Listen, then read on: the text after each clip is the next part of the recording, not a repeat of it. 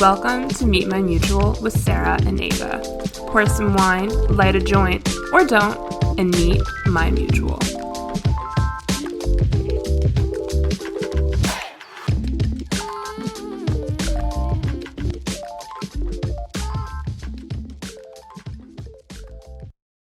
Really festive with my drink. I've got eggnog. Oh, I got wine. I got wine for our guest today.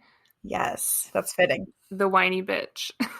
Yeah, our guest today her name is Payal Posen. On Instagram, she is the whiny bitch.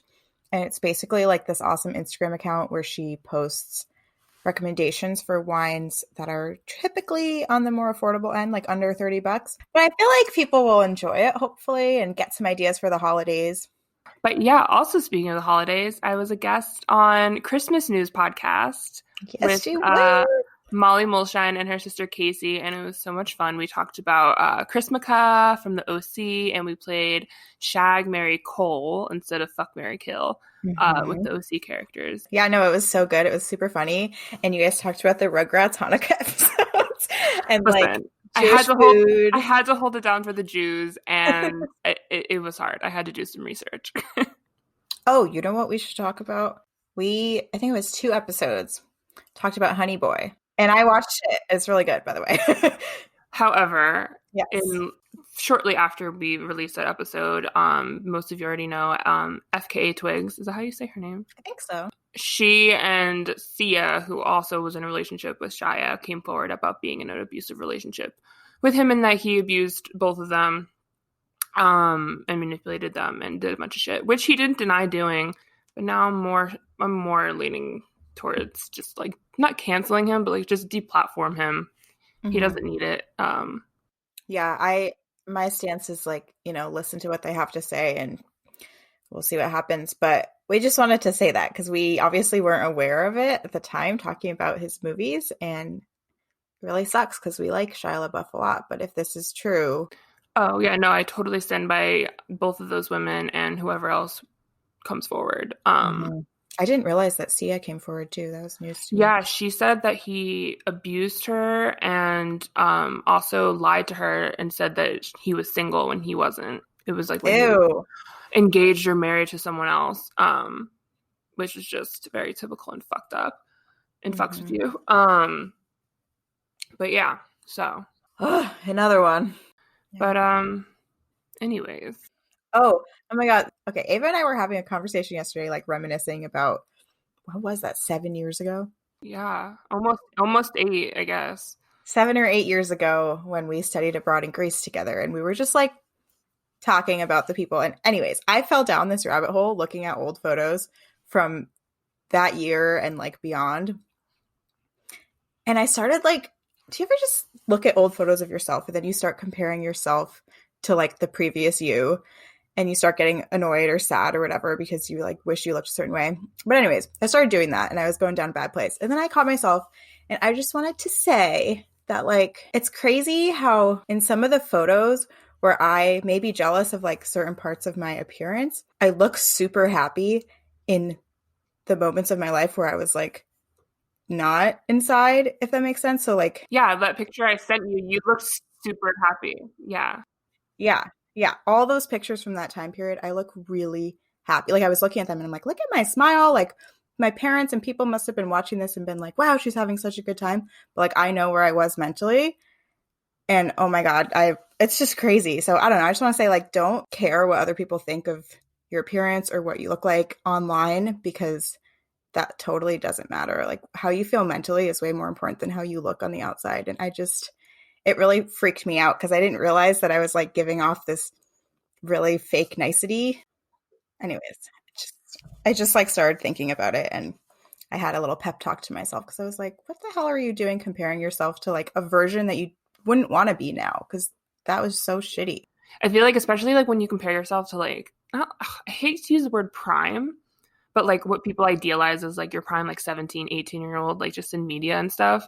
It's like so fucked up and warped. Like that's the beginning of your life. Why should that be your prime? Ask like your family members around the holidays. ask your mom, whatever, like when do you feel like was like the peak moment of your life? At least for people that I know, it was like in their 30s or later in their life or now in their 50s. Like it was not when they're 16, 17, 18. But for some reason, we hold that as like a pedestal of the best time in our life. And it's stupid. Like we're constantly evolving. And I think part of it is, at least for me in this time in my 20s, like when I was in high school, I was so active and like proactive and doing a million different things. So I felt really accomplished, but like I also was miserable at the same time. And now that things are slower, especially with COVID, like, I don't know, I feel almost happier, like having more open doors, like just not open doors, but like having more free time and more time to figure out like what I really like and what I want to do and like taking care of myself. Cause like in high school, I was so scheduled, like to the hour. Yeah. There's no time to step back and like be reflective of like if you're actually happy. Did you watch Taylor Swift's folklore like studio session thing? No, but it was shot and recorded in the Hudson Valley. So I know, it's really pretty. And what you were talking about earlier with like saying how in school you always have shit going on. And then this is like the only time that we've kind of just been figuring it out, I guess, slowly. You know, the song, This Is Me Trying. Mm-hmm. She said that she wrote that for like addicts or people who mentally just kind of go through it sometimes. And it's like, she explained that exact feeling. She was like, when we're in school and when we're in college, we're constantly feeling like we have these achievements and we get these gold stars. And then you kind of just get less of those as you go on. So she wrote that song for people to be like, just me like existing right now is This Is Me Trying. And I've been so into that. I love that, especially because I'm really tired of people like feeling like they have to show off every single accomplishment that they like have. And like I get it if it's in like a positivity way, like I'm so proud of myself for doing this. But if it's in like a bragging way, I'm just like, yeah, if all you're doing is trying, then you're doing a great job. Because I feel that. Amen, sister friend. And on that note, let's talk about wine. Let's talk about wine. So you know the drill. Pour some wine, light a joint. Meet my mutual, baby. Let's go.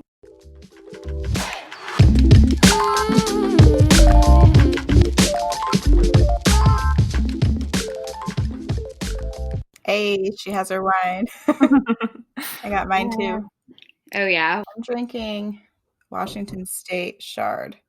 Oh, I was going to guess Chard if you... based on the color. Yeah. Like gold, yeah. Yeah, it's really yellow.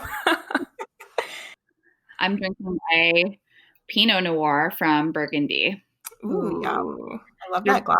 Yeah, I was going to say, you have a really cool glass. I have this like thing where I collect wine glasses, like all these different kinds, and I'm like really bougie about it, where like I bring my own wine glass to like my like in-laws or like my parents. Oh my God. I love that. I understand that. It's like really, my parents are like, why do you have to do this every time you come over? Do you only bring one or do you bring like a whole set for everyone? No, it's just like I bring like this one that's like the best of the best, they say. It is a Zalto, and I have a few, and I like bring it everywhere. They're so nice. They're so delicate, though. I've broken two, and I feel like bankrupt from the situation. Yeah. Does that travel well, like a glass? No. No. And Ava, their stems are like so thin. That's like, why really nice. I know myself. I know I can't do stems. I have to just keep it basic. You have to know yourself. Yeah. I agree. There actually is like kind of like a knockoff version of Zaltos that are a little bit cheaper on Wine Enthusiast called Xenology. And they're actually amazing. Like I just got them from my parents' house. And they're like, you can replace each one up to 3 times, I think. And so even if you break it, they're a little bit more durable, but they're still so thin and so nice. It's just like... Ooh. You just have to stock every house that you frequent with glasses. And that way you don't have to bring one. That's what I've been doing. All right. Well, I guess we can just kind of jump into the pod. Basically, just start. Like, can you just introduce yourself, where you're from, where you're based now, and a little bit about what you do? Okay, great. So my name is Kyle Posen, and I'm originally from Massachusetts, but I've been living in New York City for the last 8 years. And where I'm at now is a little complicated because, just like many other people and young couples living in New York City, my husband and I moved out of our apartment due to the pandemic. And we've been living the burb life with our parents in Westchester and in the Boston suburbs since then. So yeah, it's been a really long time. And we've been kind of just going back and forth. And we have a dog. So the three of us have been schlepping. And so, yeah. And, in terms of like work, I'm an epidemiologist. I know not everyone knows what that is, but I'm someone who studies disease trends. And so you may actually, because of COVID, you might have heard of this profession more recently, but I've been doing that for the last, I guess, like 6 years. And, right now I'm working in academia, focusing on mental health, which is also so relevant right now. Yeah. So we've been looking at like mental health outcomes, as a result of COVID, and surveying, our research participants for that. Wow. That's amazing and really important. So, yeah. And, yeah. So she's busy. Yeah, I was about to say she's really busy. So where did your love for wine begin, and what is it about wine that you love? Yeah. So I've always loved wine since college, but I do admit I was probably drinking some wine that came in a double bottle that was like less than $15 that you could probably find at a gas station back then. And I think that was great. I loved it then. But I think my real love for wine kind of came about when I was in my like early to mid 20s. I used to drink wine every night. I was like, okay, I'm going to have this Rodney Strong Cab Sav like every night. And I was totally happy with that. And then one day, like I went to this small little wine shop near my apartment in Midtown East called Sussex Wine. And they introduced me to they're like, what do you like to drink? And I was like, I was so basic. And there's nothing wrong with being basic. You like what you like. And they're like, why don't you try this bottle? And they gave me a bottle of a Southern Rhone wine. So I think it was like Gigondas or something like that. And the Southern Rhone wines are made up of Grenache, Syrah, and Mourvedre, GSM blend. And I was obsessed. And at the time I was like, okay, this wine's like $25. That's like way above my budget. Like, I was really like nervous, but I tried it and I was like, this is the best wine I've ever tasted. And that's when like really I started to explore more wine shops, like try different wines, always asking for recommendations. And it really evolved from there. My palate really evolved from there. Oh, love that. I just had a bottle of Gigondas on Thanksgiving. It's so good. Such a good region. Good. I even planned a trip there to Southern Rhone a couple of years ago. And we all went, my family, my husband's family, and it was awesome. And we went to Gigondas and we went to like Châteauneuf-du-Pape and, all those areas. And it was awesome. Oh my God. Sounds incredible. So what inspired you to go ahead and create a wine Instagram? Yeah, great question. So because I was like, trying all these new wines and, whenever I went to my friend's house, I'm like, try this. I just tried it. It's amazing. And it was kind of different than like the typical, like, I would say like a lot of my friends drink the same wine. They're like, okay, I'm going to drink this Cab Sav. I know I can get it at any wine store across New York City or wherever. And it's like, they're very consistent about it. And so I started introducing them to more wines and they were like, okay, like, that's great. So they started texting me being like, what should I get? And so I was like, why don't I just start this wine Instagram so I can like post all these different wines that I'm drinking so that if you guys are out, like you can see where I've been shopping and what I've been drinking. And so that's kind of why I started it. Cool. Wow. Yeah. Lucky friends. I know. So since starting your Instagram, have you met others in the community since making it? And like, has it opened doors for opportunities for you? So I've met, I think, some of the most wonderful, like mostly women, but also some men in the wine community since joining. They're all like, wine influencers and have their own wine Instagrams. And, through that, I've been invited to some wine events. Like, for example, I was invited to this like Portuguese wine tasting and like I was able to meet even more people in person. And, from there it kind of just evolved. And I'm now like kind of friends with these people. We reach out to each other all the time, looking, just like asking questions, seeing if we want to meet up for wine. And it's kind of sad that COVID, happened because I feel like right before COVID happened, we were all like getting together all the time, like on a weekly basis. And I was like, always so busy. And they're just so, inspiring. They're so dedicated to, their wine Instagrams, but they also kind of have their own career as well outside of it, which is really awesome. And so everyone I've met is just so different. I didn't know there would be like a whole community of, awesome people who love to drink wine and, get together. And it's just like, it's so nice. Wow. Definitely. Yeah. I'm like, I'd say beginner to intermediate in terms of getting into wine. Like I do read books and like try and learn more. And I took a class at a local wine shop recently, last year actually, and it was like so awesome. But obviously COVID doesn't let you do that anymore. Yeah. But discovering all these wine Instagrams, including yours, is like so awesome to, like you said, meet kind of just regular people who aren't these intimidating sommeliers, and they're just like people who love wine, but they're educational and they show parts of their lives as well. And they do have their own careers going on. It's like a really cool little community happening. So who do you like hope to reach with your content? And now it's obviously evolved a little bit beyond just your friends. So what do you hope that your followers will take away from your page? I think, as I mentioned, I am an epidemiologist, and I am working full time, and it's actually like really hard to find time to dedicate to my wine Instagram.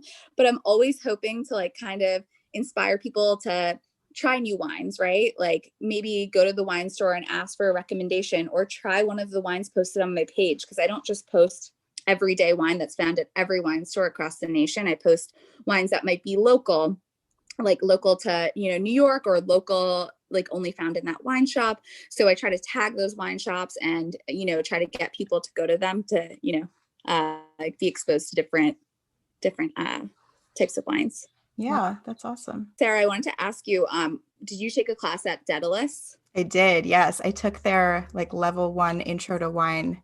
Daedalus is one of my favorite wine shops in Vermont, and their wine selection is exactly what my palate is. I like everything they have, and I love everything they sell, and I would love to support them. I mean, I support them all the time. I always try to tag them in things. And when I come up to visit a couple times a year, I have to go there and drink all their wine. Oh my gosh. Yeah, they're so good. I was part of their wine club for a minute there, and like all of those wines every month were so good. And I feel like they're starting to build this sort of cool community of like getting people into wine that maybe might be intimidated by it. They're one of my favorites. And then actually when I was in high school, I worked at Village Wine and Coffee in Shelburne. Have you ever been there? No, I haven't. Is it? They're also good. Yeah, maybe I've passed it actually, or I've been in there too, because I try to go to every wine shop I can.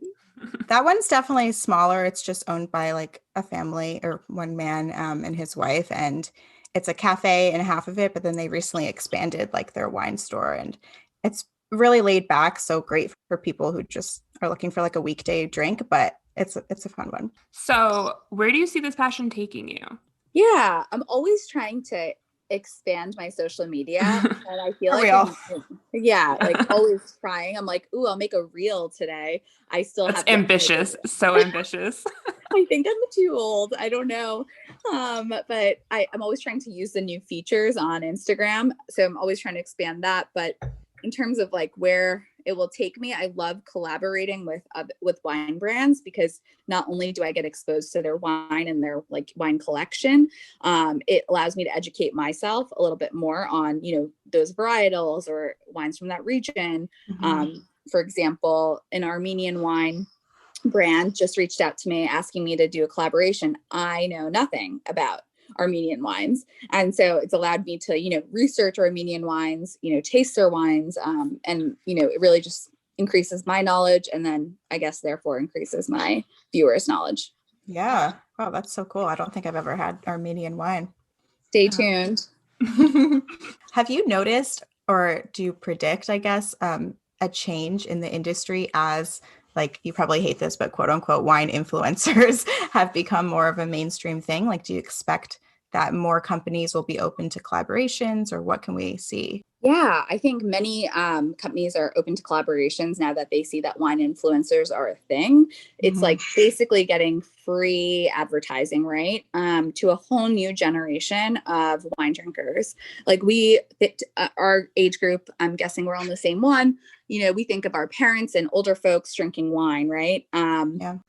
Our age group also loves wine. And you know how we learn about wine? It's through wine influencers, Instagram. So we're basically like, I feel like we're helping the wine community and the wine industry by drinking more, posting more. Definitely.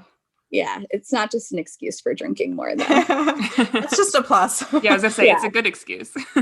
So transitioning a little bit, since starting this like wine journey that you've been on, what's something that's shocked you about the wine industry that maybe you didn't realize beforehand? Nothing has been really that shocking. Mhm. You know, I think things that have been in the media have been pretty consistent with what I thought about the wine industry. It needs to be more inclusive, you know, in terms of diversity.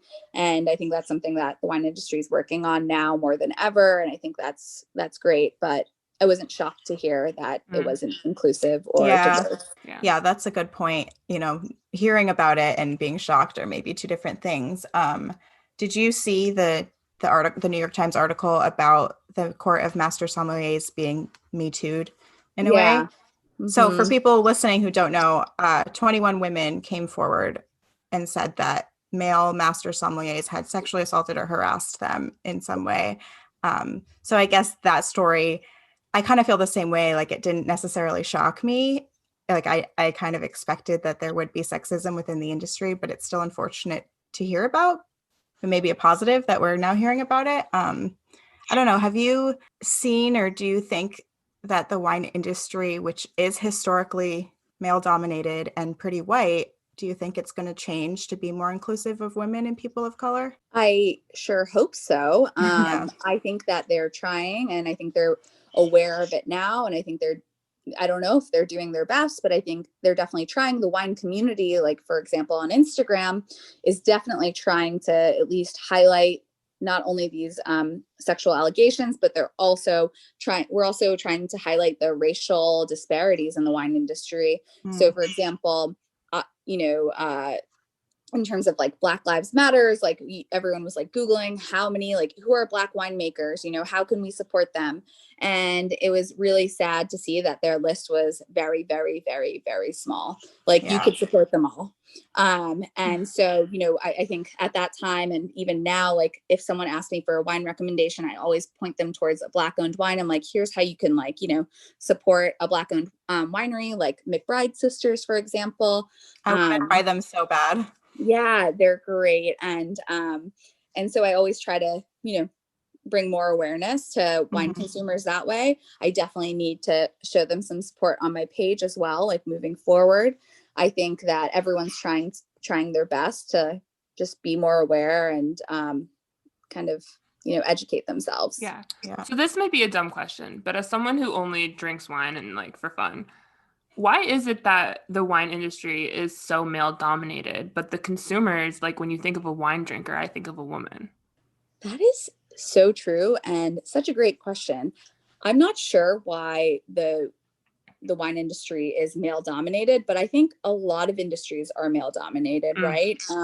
I think if you look at any industry, it's like white male dominated at the top. And so I don't think that this is unique to the wine industry. That's very true. Right. I would agree with that. I think too, there is kind of a difference between like women weekday wine drinkers and then people who drink like really high-end wine and collect it and cellar it. Yeah, I was gonna say kind of the people who can afford to drink these expensive ass wines are Right. usually white man, like Because potentially, they're they're the making more salaries money. of like a CEO, right? Exactly. And, that's why. And I would love to do that too, but here I am. Hustling. Here we are. Yeah, the author of the Wine Bible, Karen, what's her last name? I don't remember her last name. McNeil. She did a really good like little video on her Instagram that was kind of she had her followers answer that question. Why, she said, why do you think more men have cellars versus not? And like it was just interesting. If you get a chance to watch, I can send you the link. Some people are saying maybe that's not true, but she was just kind of commentating on like, let's maybe change this idea Yeah. that this is only for men. Yeah, it's crazy. But okay, moving on to you and like basically your training in a way. You are WSET Level 2 certified. For people who don't know, that is the Wine and Spirit Education Trust. It's an organization that you can get certification in wine and spirits to become sommeliers or cellars or whatever. You know more than I do. But can you tell us in detail what that actually means and the different levels and like what your process was like for getting certified? Definitely. So I am WSET level 2 certified, which is pretty beginner to intermediate in terms of their levels. They have 4 levels. So there's level 1, level 2, level 3, and then level 4, which is the diploma. And they all vary in terms of like intensity and dedication to the course, right? In terms, it's financially intensive as well. So the higher you go, the more it costs and the more time you need to dedicate to studying because they go more into detail about everything about wine. And so I took this because I was looking to educate myself in a more formal way. I knew that I wouldn't be able to do it on my own. And so I took level 2. I learned about so many different grapes and, you know, what their characteristics are and what regions they come from. And that really helped me build a strong base on how to study moving forward too. Like if there were so many, you know, grapes not covered. Grape also can be called varietal. And so there's so many varietals not covered, and I now can look them up and know exactly what to look for to understand their profile. Sure. And it was still, you know, pretty pricey. I don't remember the exact amount, but it was still a couple $100s for level 2. And you basically take a class, and at level 2, I think you could take it online or in person. And you learn you learn weekly. And then at the end, there's a multiple choice exam, and you take it and you can pass at varying levels. There's like passing with distinction, passing with merit. I think there might be just passing, and then, you know, failing as well. But I think it was a really wonderful way to learn more about wine. I think people do WSET level 2 if you work in the wine industry, maybe if you work at a wine shop or at a wine bar or tasting room. It would be a really good, you know, guide to helping you become better at informing others. And you just took that because you were passionate about wine and you just wanted to learn more? Yeah. And, you know, I thought it would be a good way for me to kind of help people that follow me on Instagram learn more about wine, because that the WSET is definitely more of an educational course, I would say, compared to others. So transitioning a little bit from, clearly you're very educated on this, so you'll be perfect for this next round of questions. They're all listener questions who wrote in. So the first one is, I drink wine casually and I want to learn more, but I'm intimidated by the wine world. How can I get started? That's a good question. When someone asks me that, right, I say, if you want to learn more, you can start by reading The Wine Folly, which is like, it's a website, but it's also a book, and it breaks everything down into visuals and as little words as possible. So you can, I would recommend buying the book, because you can look up, you're like, okay, I only know I like Merlot. So you turn to the Merlot page, and it shows you all of the different like flavor profiles of the wine. It shows you where it's grown predominantly, and it shows you basically like a few other like facts about, you know, the geography and the growing and the flavor profile. It's really amazing. It's only one page, so you could learn this one page so quickly. I was going to say, I have that book too. And it also will show you, like, if you like this wine, try this, this, and this. So you can get new suggestions based on what you like, which is cool. They're amazing. And I find them so helpful in terms of like, even when I want to look something up really quick. And then like, I guess the other suggestion I have is going to a wine shop, like a smaller local wine shop, and just being honest that, like, you know, you want to try a wine, you don't exactly know what you like. You know, ask for a suggestion, and maybe you like it, but you know, at least you tried it. And then another suggestion is to take an online Like Zoom, now, because of COVID, everyone is teaching classes via Zoom. So I am friends with like a ton of people who do these virtual wine classes. And you could take an intro one, and just learn the basics of wine. I got to get on that. Really cool. Clearly. It's really fun. It's really fun. Yeah. We can do, one of my good friends who lives in Massachusetts, we do like once a month, we'll do tastings over Zoom together. We'll just like grab the same wine and then try and do tastings. So we can do one of those. Okay. I'll join too. Yes, you're more than welcome. Another listener question is kind of one step above beginner. Somebody who says, I consider myself an intermediate wine lover, study region styles and do tastings. Feel like I know the basics, but I really want to expand my knowledge and learn to retain information better. Do you have any tips? This might be the same. Take the W set. Really? It's really good at helping you retain information because you read the book and then there's like, they have their own materials and then you take a quiz basically every week. So it kind of reinforces that. And then when you take the test, you're studying it all over again at the end. And I think it really is like school. And so if you really want to learn more, I would suggest that. Yeah, that's great advice. Yeah. So another, is it true that wine has to be expensive to be good? Definitely not. I don't spend that much money on wine. I would say on average, I spend, $20, whether it's a little bit under or a little bit over. I drink wine every day. I can't really afford to be spending more than, $20 on every bottle of wine I'm drinking.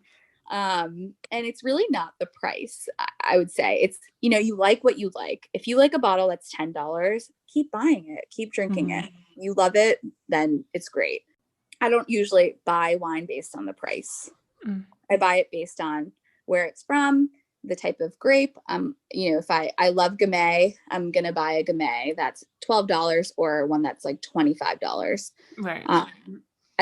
This is also something I think is a cool tip for people who, want to keep buying wine. But if you look at a wine and you look on the back there, they have a label that has the importer, because a lot of wines are imported, right, from Europe and other places. But if I see like consistencies, if you notice the trends in wines, like I love Kermit Lynch, who's a really popular importer. I know that anytime I see Kermit Lynch on the back of a bottle, I know I'm going to like that bottle.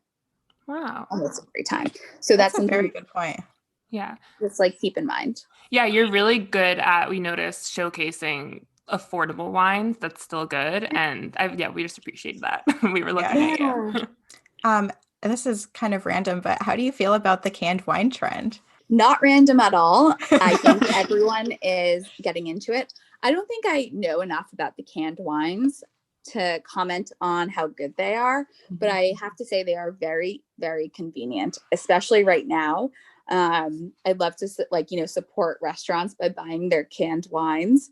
And also if you're on the go or if you're in a park with your friends, I think it's a great solution. Another listener question is, what is your advice for a red wine beginner who doesn't normally like reds and are kind of intimidated by the options? I think I can relate to this person in terms of white wine. So the opposite, right? I never used to love white wine until I tried good white wine. I think a lot of people who don't like red wine just haven't had good red wine. And once I tried this good white wine, I was like, wow, this exists. And I was so, excited, and I started to explore it a little bit more. I would say just keep trying to try red wine. Don't try it when you go to your friend's house and they're pouring you wine, because you don't really know what they bought or the quality of it. I would say buy yourself a bottle of wine, maybe something a little bit more, I would say smooth, like maybe like a Zinfandel or a red blend, something like that. I think that's like where I started. I would say, Cab Savs, Zinfandels, red blends from California. And then I moved on. I don't know. It's hard to say. I try to get my family into, they don't love my French red wine love that I have. And they say it tastes very, quote, sour. but it's not sour. It's just acidic. And they love California wines. So I think, and in general, I've noticed that when I try to introduce new wines, everyone loves the California reds. So I would try that first. Yeah, we actually had a listener who wrote in and said, when people say they like sweet reds, do you cringe a little? I hear it all the time. And I am really happy to clarify this on this podcast, because unless they're having Lambrusco, they're not having a sweet red wine. Most red wines are pretty dry and not actually sweet. They're just fruit forward. So whenever my family says, "Ooh, this wine is sweet," I'm like, actually it's a Cab Sav, so it's not sweet. It's just fruit forward. Like, it's just a very fruity wine. And, Cab Sav was probably not a good example. I would say a Zinfandel is more fruit forward, or something like Merlot or, Petite Syrah. But I always try to educate them in that way. I'm like, it's not actually sweet though. It's just fruity. Right. That's so interesting. Everyone I have found, yeah, no, they do. And my family, my brother like isn't super into my French reds either. And he totally, I would agree with what you just said. He goes for the Zinfandels and the Californian red blends, like just really fruit bombs. And those are good, but they're not sweet. No, it's so funny. Yeah. And, I've expanded my palate since, I started drinking wine to this. I'm very French right now, very Italian. I love it. I love European wine. I think I'm just in a phase. I'm sure it'll evolve. And it's not saying that I don't drink my Turley Zinfandel all the time, because I do. And that's one of my favorite Zinfandels out there. If you guys have tried it. What is it? Truly or Charlie? Turley. Yeah. Okay. Yeah. Sounds good. Nice.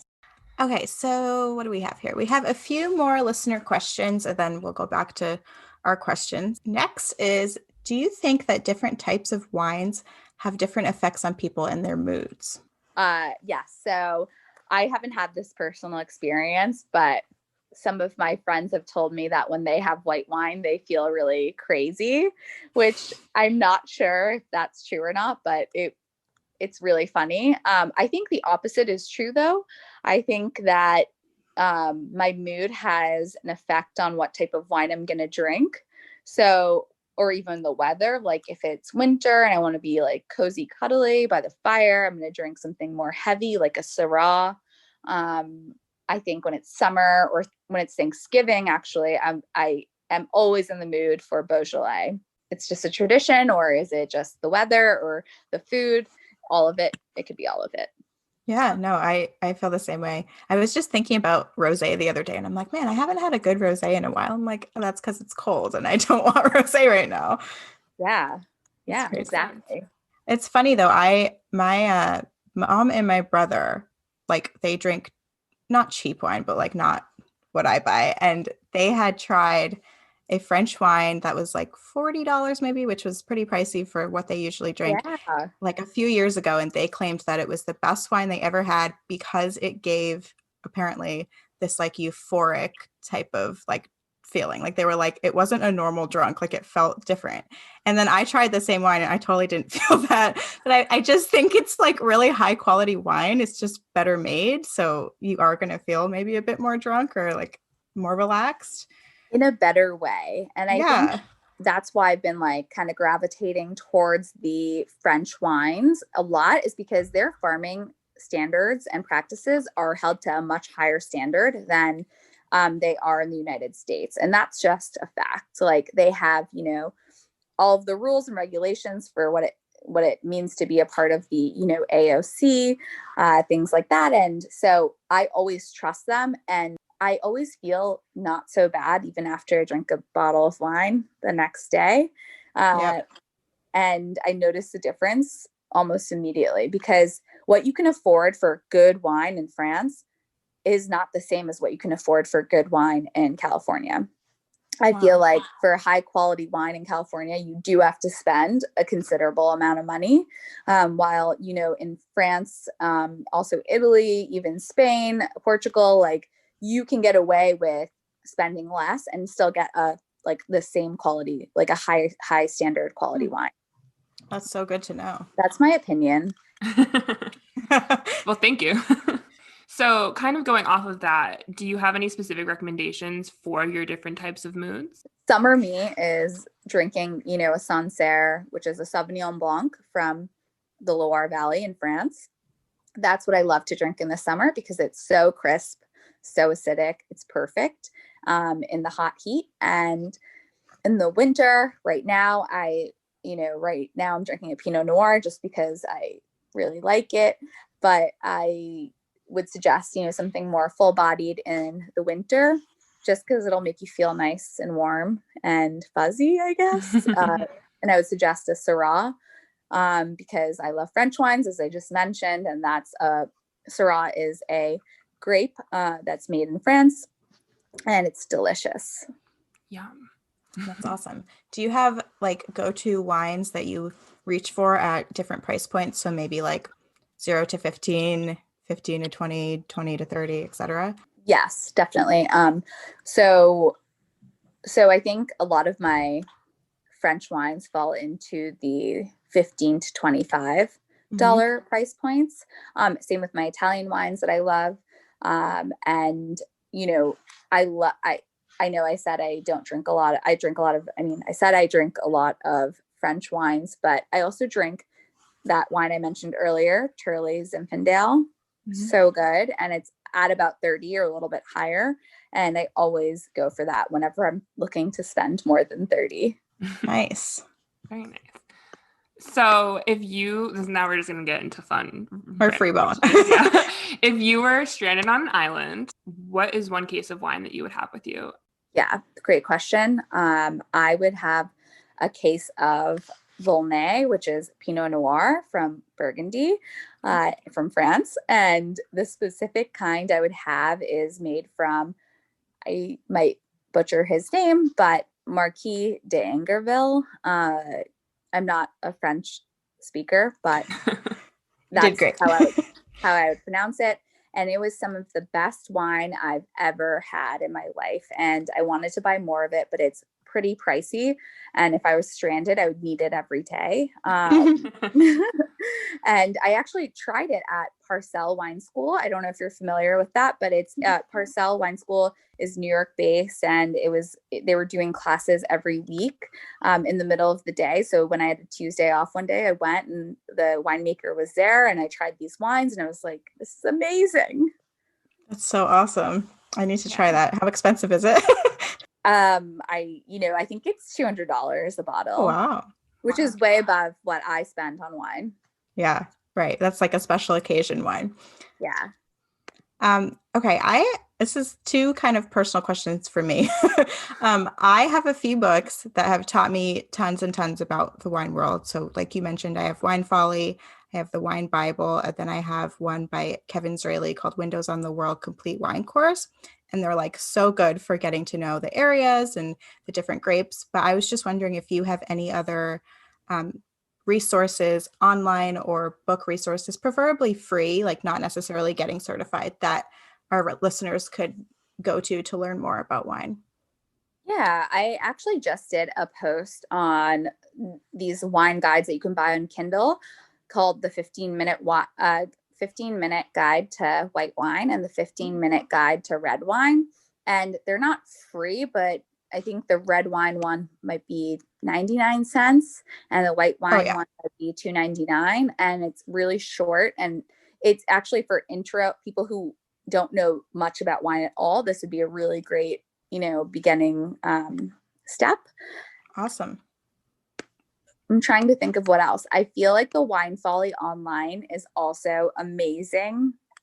Sometimes I just Google things like what wine pairs best with Indian food, and they'll break it down for you by dish, and it's amazing. They are so good. Oh yeah, I would agree. They're really good at like answering like random questions like that, but also they're so beginner friendly because it's like graphic design focused. So it's like fun to look at. It's not like wine words. Yeah. And they don't pay to say this. I really, truly believe in them. Yeah, that's awesome. And then another personal question. I saw that you posted, I think a couple months ago, I don't know, this year is like very quick, but I think it was in late summer, August. You posted that you tried the 2018 Camus Cabernet. And I have a bottle that I have one that I want to open around Christmas. And then I have one that I'm keeping for like a few years. And I just wanted to ask if you liked it, what you thought of that vintage. I really liked it. We have a few bottles here at my parents' house as well. And I thought it was pretty good. Right now, I think my palate is just so different than what a Cab Sav is, if that makes any sense. I haven't been drinking a ton of Cab Savs, and I thought it was great. I thought it was really smooth. It, definitely had the flavors of, vanilla and oak, what you would expect from a California Cab. And if you asked me like 5 years ago, I would have said Cab Sav was my favorite varietal. But Nice. I think now I'm just in a different place right now. She's in Europe. Yeah, I'm in Europe. And I think you're going to love it because it was really good. Everyone that I had it with, everyone was like, wow, this is really, really, really good. And I was like, yeah, I really like it too. I had to be really positive because I didn't want anyone to feel like, yeah, that it couldn't be good. Yeah. Because it's also really expensive. It's very expensive. Maybe it'll get better with age. Yeah, I was going to ask, how much does that go for? I think 90. Yeah, 90. Yeah. But that family of wine, Camus, right? They have other brands like Amolo, which is, they make a Merlot, and it is really, really good. And it's more around like the 50-ish price range. You got to try it. I will. I'm going to add in one other question just because you threw around like vanilla and oak and you talked about flavor profiles. And I know what that means, but I know Ava's definitely still learning, and a lot of our listeners probably hear that and are like, what the heck? So can you just like give the quick rundown of when you sit down with a glass of wine, how do you taste it? Like, how do you learn to find those notes? So you learn to find those notes by smelling it, but you can also taste it, right? You can almost smell like the sweetness of the vanilla, and then taste the oak. And that's just like based on how my experience, right? And your experience smelling and tasting wine. We know that those specific scents are associated with different types of grapes, right? And we know how to identify them moving forward. But I have smelled a lot of wine before I was able to identify that was vanilla and that was oak. And I think what's like important to mention is those flavors are generally, like vanilla and oak, are generally there because of how they aged the wine. Oak barrels, were they American oak barrels or French oak barrels? That's what makes the difference. Mm-hmm. Wow. I am learning so much. Do you agree? Do you agree, Sarah? Is that Yeah, no, definitely. You have to just keep smelling, and you might think it's weird and you might not get anything at first, but I think it also helps to kind of be more aware of everything else that you're eating and drinking and smelling, and really focusing on those flavors. Because when I took that class at Daedalus, they mentioned this, that over the years, they've had so many people take that course. And one time they had somebody who was from a different country. And so the things that he was smelling in his wine were different than what the average American consumer was getting, because you are picking up based off of your own memory in a way, like you said, based off your own experience. Yeah. So the more you know, the better. It is based on your own experience. And I have found, so besides the W set, I've taken, countless wine classes around New York City, whether it was in the wine shop or, at a wine store that, had educational courses.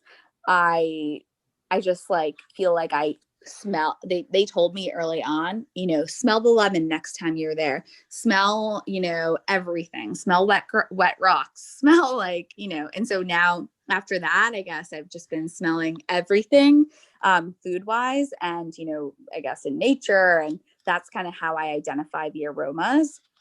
But if you don't have access to that, there's actually a kit you can buy that's like vials. Yeah, it's really cool, but it's kind of pricey. So I haven't bought it yet, but it's like vials of different scents to help you kind of identify scents better. That's so cool. All I can think about is the poor wine lovers out there who got COVID and now can't smell or like taste. Oh my God. You're so right. My worst Although nightmare. I wonder, I've heard, and you might know better than me because you work in the medical field, but I heard that like smelling essential oils and stuff like that can help stimulate your like smell. Like people who have lost it, they've been like instructed to like smell something for like 30 seconds every day or something. And I wonder if you could do that with wine. I'm not sure. That sounds like good advice though. I think Preventing COVID. Yeah. yeah. So I actually have a funny story about COVID not smelling and wine. It's not funny. It's not funny, but so early on in March, I thought I had COVID, right? And I was like, I was drinking a glass. I was sick for a couple of days. And then a couple of days later, I was fine and I was drinking a glass of wine. And I was like, wow, I really can't taste this. I really don't think I should just be like drinking wine because this actually tastes like nothing.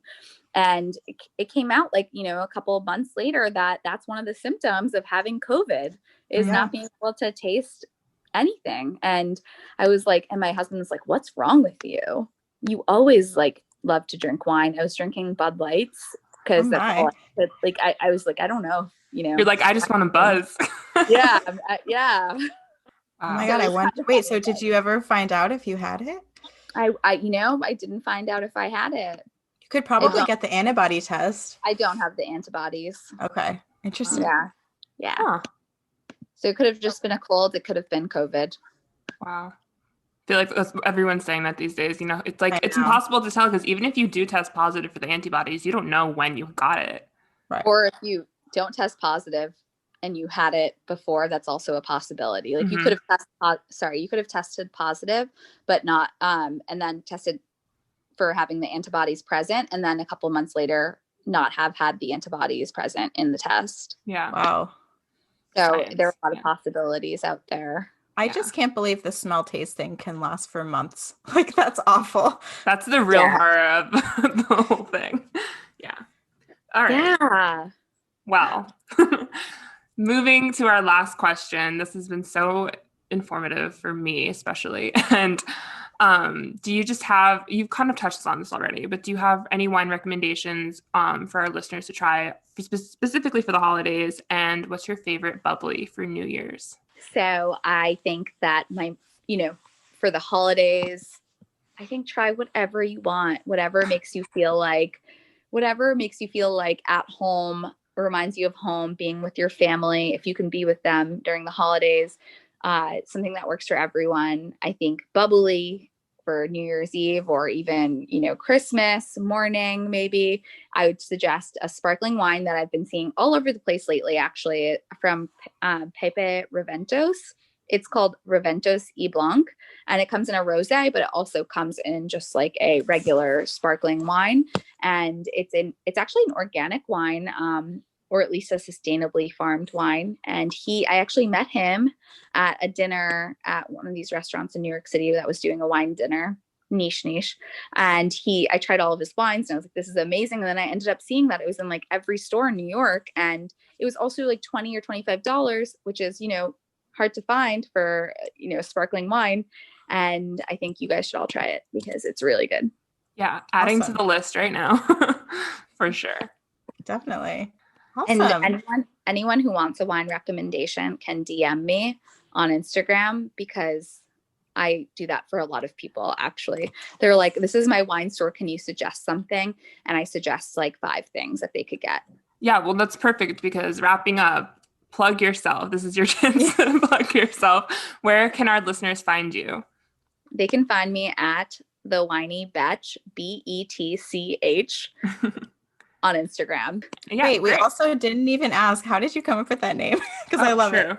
I actually didn't even come up with it. So I told my best friends, hey, I want to start a wine Instagram. What should my handle be? And we were brainstorming all these ideas. And one of my friends is super creative. All of them are very creative, actually, but she came up with the handle. And so I just went with it. And now when I'm at work and people are like, oh, you have a wine Instagram? That's amazing. And I have to say The Whiny Betch out loud in like a very professional setting. It's really funny and uncomfortable at the same time. Oh, that's great. That's awesome. Well, thank you so much for sitting down with us and talking about wine. We appreciate it. Yeah. if there's anything else you like want us to talk about or links that you want to share, just send them our way, and we're happy to share them with our listeners. Yeah, thanks for having me. This is my first podcast, and it's been really great. This is a really great way of, kind of telling you all what I know about and why I got started. So I really appreciate you guys taking the time today. Yeah, thank you so much. This was so fun. Yeah. All right. Well, I have to finish my wine. Yeah, now I got to pour another glass. So. Cheers. Cheers. Cheers. Thank you. Bye. Bye.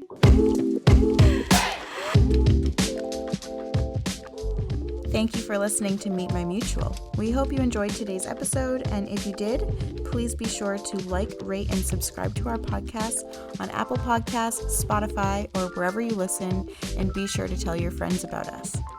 We welcome you to connect with us on Instagram, Twitter, and Facebook at Meet My Mutual. Thank you so much for the support. We'll see you next time on Meet My Mutual.